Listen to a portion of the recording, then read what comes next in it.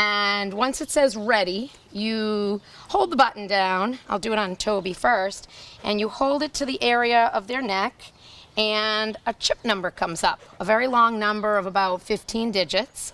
And you type that into a website, and it gives you the name of the company that actually has that chip in their database, and then you call that number, and that's how you find out who the dog belongs to. Meet Wendy Delamonaco, owner of a Better Way pet sitting service, who is on a mission to ensure as many Burlington dogs as possible have microchips implanted with information on their owners in case they get lost. Wendy has donated a chip reader to the Burlington Police Department to be used when lost dogs are reported. She was inspired to do this after an incident on April 19th, a rainy night when a lost husky was found running around Cambridge Street.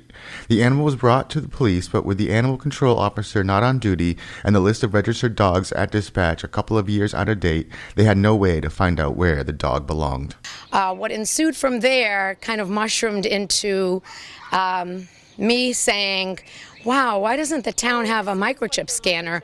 Wouldn't that have solved this whole issue if when the dog got to the police department, they could have scanned him, found if he did have a chip where he lived, and bring him home. Wendy decided she would purchase a microchip reader for the town. She did some research to find the right unit and then posted her intentions to a residents' network page on Facebook. Almost immediately, people said they wanted to help fund the project, and she soon found herself with $1,746 to buy a $400 scanner. So now the question arose, what to do with the extra funds. So after thinking about it all weekend, I thought perhaps that we could run a microchip clinic and pay for microchips for people's dogs who aren't microchipped yet.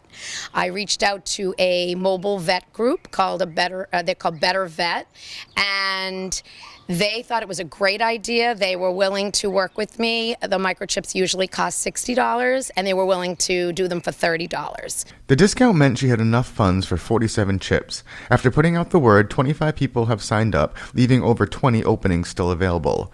Wendy said she hopes people take advantage of the offering because having a dog microchip can make a big difference. Yeah, so collars with tags are wonderful, but not every dog wears a collar, especially when they're in their house. Tags can fall off.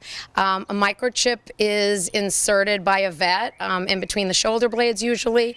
So this way, if a dog does get lost and the chip is registered with a company that provides the chips, the dog can be scanned, usually by veterinary hospitals, and the owners can be located. The microchip clinic will be held on Sunday, June 13th from 10 a.m. to 1 p.m. at Simons Park.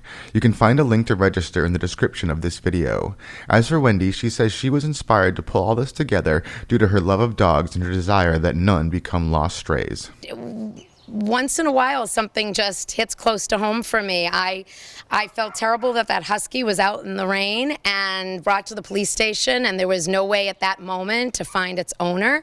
And it just kind of made sense to me that if dispatch had a scanner, they could have brought that dog home instantly. So I don't know, I just felt the call and I answered it. From the backyard of Wendy Delamonaco hanging out with Frankie and Toby, I'm B News Director Rich Hosford. Let me just go grab another ball.